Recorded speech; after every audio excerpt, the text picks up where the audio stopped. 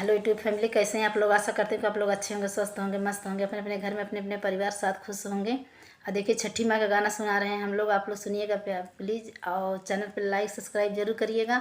Comment करके बताइएगा कि हम लोग का छठी माँ का गाना आप लोग को कैसा लगा।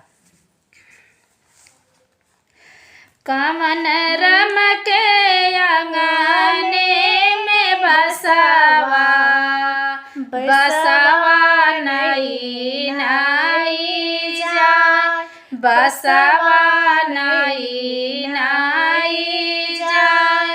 कौने रम के अंगने में बसावा बसावा नहीं नहीं जाए, बसावा नहीं नहीं जाए। बसावा काटबो जरा सुर से, देवो डोमावा के हाथ, देवो डोमावा के हाथ।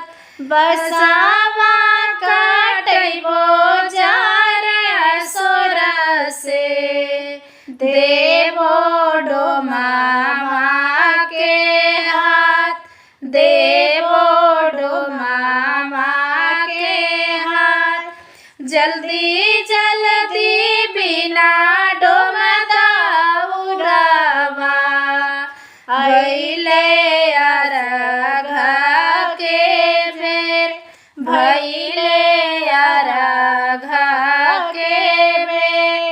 जल्दी जल्दी बिना डोमदा उड़ावा भइले अरघ के बेर, भइले अरघ के बेर।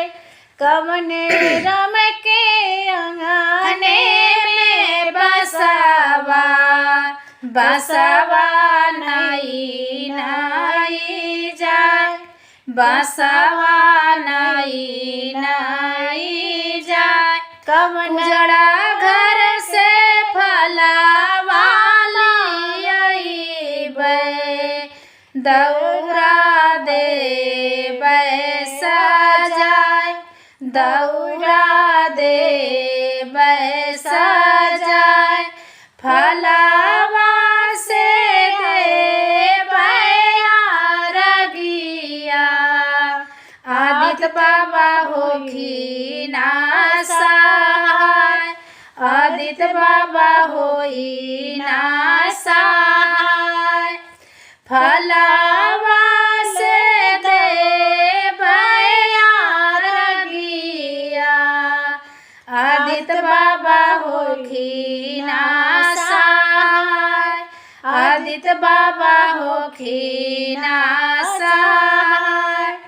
कौने रम के अंगने में बसावा बसावा नहीं नहीं जाए, बसावा नहीं नहीं जाए। हम लोग का छठी माँ गाना आप लोग कैसा लगा प्लीज़ सुनिएगा और ज़्यादा से ज़्यादा शेयर करेगा और कमेंट करके बताइएगा।